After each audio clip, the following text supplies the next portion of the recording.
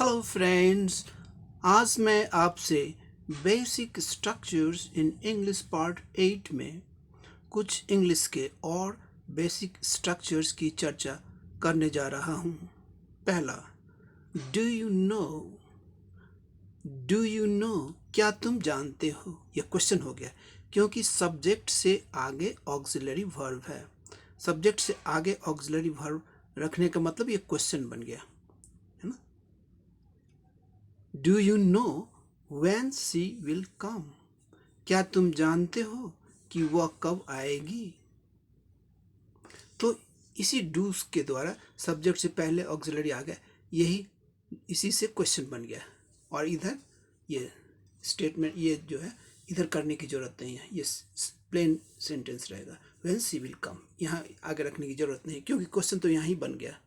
इसको ही auxiliary do को लाने से ये क्वेश्चन बन गया। तो क्या तुम जानते हो कि वह कब आएगी? Do you know when she will come? Question, प्रश्न है, क्या तुम जानते हो कि वह कब आएगी? Next, I don't know whether she will come और नॉट। वेदर से दो ऑप्शंस को दिखाने में यूज किया जाता है वेदर को। तो I don't know whether she will come और नॉट का हिंदी क्या हो जाएगा? मैं नहीं जानता कि वह आएगी या नहीं आएगी। दो ऑप्शन है, आएगी या नहीं आएगी। Next, who can say. Who can say, अब ये WH वर्ड है।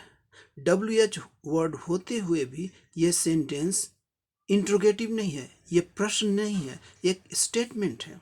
इसीलिए ये समझना चाहिए कि WH वर्ड से तो क्वेश्चन बनता है, लेकिन सब जगह WH वर्ड से क्वेश्चन नहीं बनता है। स्टेटमेंट में भी WH वर्ड का प्रयोग होता है, जैसे कि यहाँ हु एक प्रोनाउन की तरह, सब्जेक्ट की तरह प्रयोग हुआ है। हु कैन से, कौन कह सकता है। What will be the effect of war on the tender. Tender माने नाजुक, नाजुक कोमल, tender mind of our children. इसकी हिंदी, कौन कह सकता है कि हमारे बच्चों के नाजुक दिमाग पर युद्ध का क्या असर होगा। ये स्टेटमेंट है, इसीलिए यहाँ साइन ऑफ इंट्रोगेशन, प्रश्नवाचक चिन्ह नहीं है, इसीलिए W से ये स्टेटमेंट की तरह ये सेंटेंस बना है। Next, the poor farmers don't know where and how to sell their goods. अब यहाँ WH वर्ड, वेयर, हाउ दो वर्ड है, फिर भी ये क्वेश्चन नहीं है, ये भी स्टेटमेंट है। इसका अर्थ क्या है? गरीब किसान नहीं जानते कि उन्हें कहाँ और कैसे अपना सामान बेचें। ये स्टेटमेंट है। तो WH का प्रयोग स्टेटमेंट में भी होता है। अब नेक्स्ट देखें, एज सुन एज, ये फ्रेज है। As soon as we reached the station, ज्यों ही, एज सुन एज मतलब ज्यों ही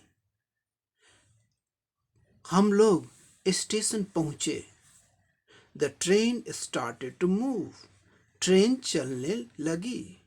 जैसे ही, ज्यों ही, जैसे ही, एज सुन एज का मतलब ज्यों ही या जैसे ही हम स्टेशन पहुंचे, ट्रेन चलने लगी। अब नेक्स्ट देखें, एज सुन एज की जगह अगर नो सूनर, अर्थ करीब करीब एक ही जैसे होता है, लेकिन नो सूनर में थोड़ा जोर ज़्यादा होता है, इसीलिए ऑक्सिलरी वर्ब के आगे, सॉरी सब्जेक्ट के आगे ऑक्सिलरी वर्ब डिड आ गया है। सब्जेक्ट से आगे ऑक्सिलरी वर्ब दो अवस्था में आता है। एक तो प्रश्न बनाने में, जैसे कि पहले सेंटेंस में सब्जेक्ट से आगे ऑक्सिलरी आके ये प्रश्न बना है, क्वेश्चन मार्क है।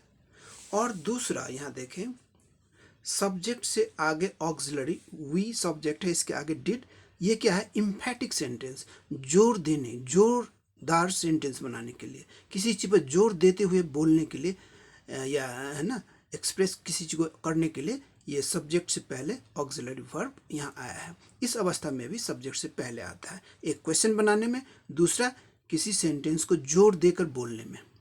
No sooner did we reach, है ना, no sooner did we reach, जैसे ही हम लोग पहुंचे थे।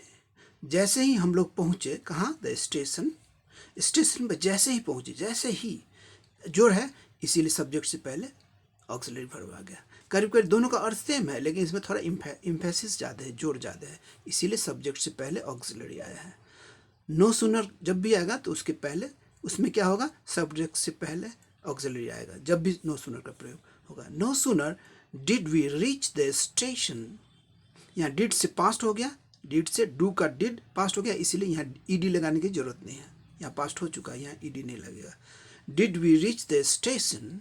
और एक बात और ध्यान में रखें, नो सूनर के बाद देन का प्रयोग होता है, तब। देन का मतलब यहाँ तब होता है, THAN देन है, ये बात रखें, THEN नहीं है।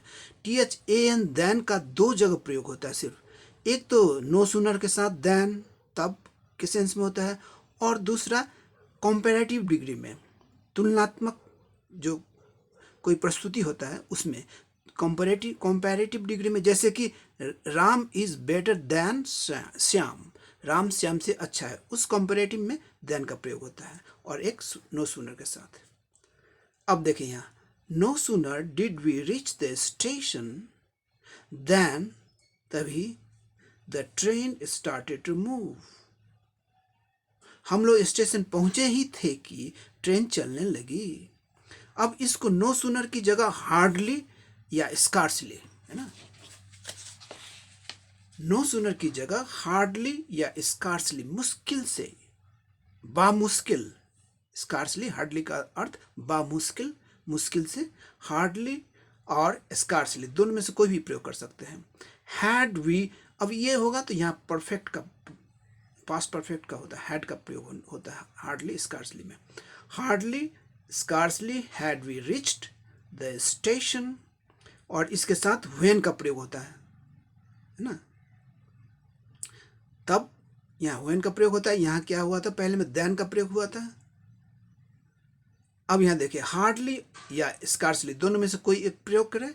Had we reach the station, हम लोग स्टेशन पहुंचे ही थे कि, इसका मतलब हो गया कि व्हेन, तब क्या हो गया? When the train started to move, पहुंचे ही थे कि ट्रेन चलने लगी। अब कुछ और स्ट्रक्चर्स को देखें।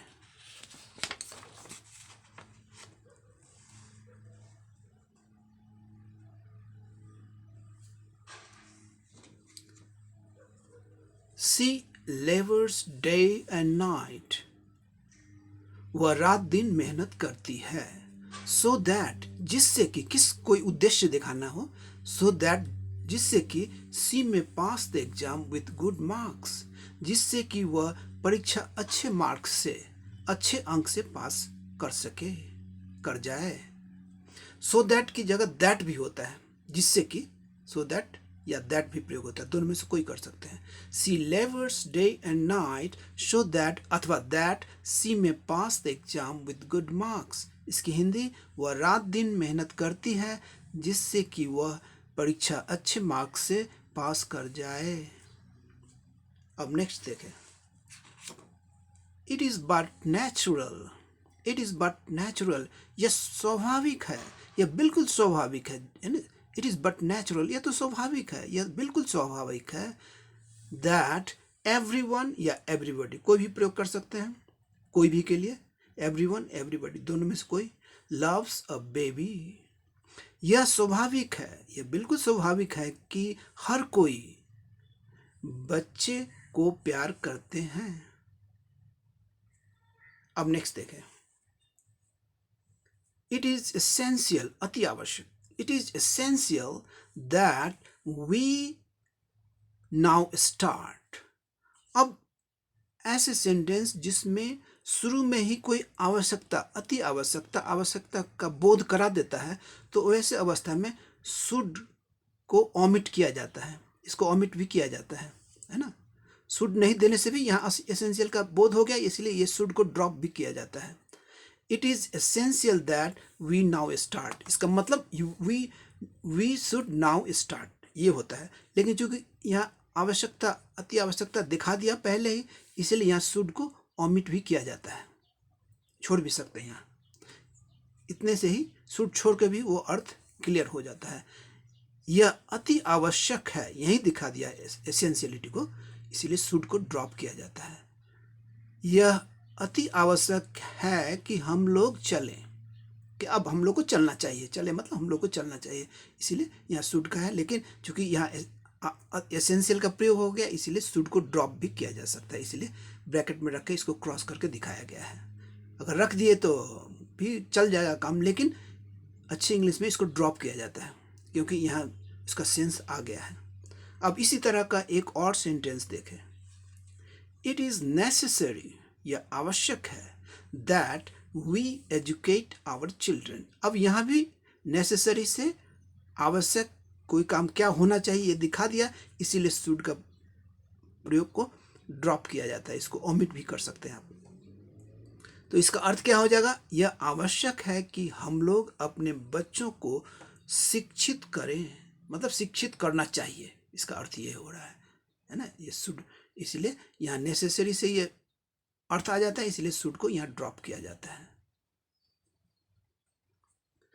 अच्छे इंग्लिश जानने वाले इस तरह के ये शुड को ड्रॉप करके लिखते हैं, शुड लगा के भी लिखते हैं, ये मतलब हो गया काम चलाओ के लिए हो, ठीक है, लेकिन अच्छे इंग्लिश में ये इस तरह के सेंस में, नेसेसरी के सेंस में इसको ड्रॉप किया जाता है। अब नेक्स्ट देखें। It is resolved, it is resolve, यह प्रस्तावित किया गया। इट वॉज रिजॉल्व पास्ट में है, इट वॉज रिजॉल्व या डिसाइडेड, दोनों में से कोई रख सकते हैं। इट वॉज रिजॉल्व, यह प्रस्तावित किया गया, या यह निर्णय किया गया, या निर्णय लिया गया। इट वॉज रिजॉल्व, प्रस्तावित किया गया, कोई निर्णय लिया गया। डिसाइडेड, कोई चीज निश्चित किया गया, निर्णय लिया गया। That a new science teacher be appointed soon. यहां भी ये डिसाइडेड कोई बात एकदम निश्चित है ना, तो उस अवस्था में भी शुड को ड्रॉप किया जाता है। यहाँ शुड का सेंस है, शुड का यूज भी करेंगे तो गलती नहीं होगा, लेकिन अच्छे इंग्लिश के लिए ये शुड, इसको ड्रॉप किया जाता है क्योंकि इसका एकदम निश्चित होने का सेंस पहले ही क्लियर हो गया है। इट वॉज रिजॉल्व्ड या decided that a new science teacher be appointed soon. इसकी हिंदी क्या हो जाएगी, यह प्रस्तावित किया गया है।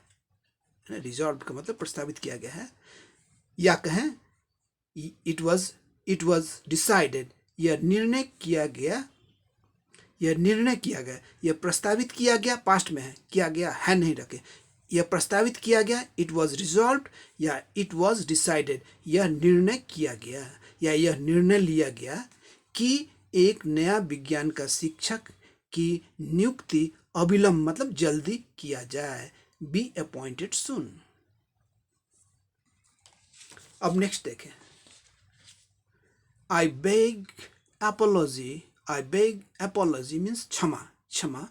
I beg apology for my misbehavior। misbehavior मन गलत व्यवहार। मैं, इसकी हिंदी, मैं अपने गलत व्यवहार के लिए क्षमा मांगता हूँ। मांगना का मतलब bag. I beg apology means क्षमा। मैं क्षमा मांगता हूँ किस, क्या चीज के लिए, for my misbehavior, अपने गलत व्यवहार के लिए। मैं अपने गलत व्यवहार के लिए क्षमा मांगता हूं। अब नेक्स्ट देखें। Go and apologize to her। जाओ और उनसे क्षमा मांगो। उनसे apologize to her मतलब जाओ और उनसे क्षमा मांगो। कोई कहेगा go and apologize to her, जाओ और उनसे क्षमा मांगो।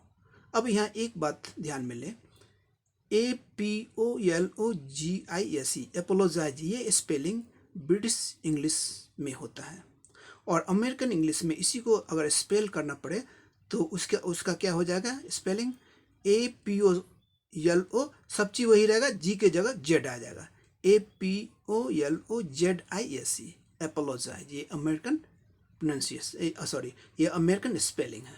ये American spelling, AM means American, E मन इंग्लिश। अमेरिकन इंग्लिश की स्पेलिंग में क्या होता है, जी की जगह जेड का प्रयोग होता है ना, और सब सेम है।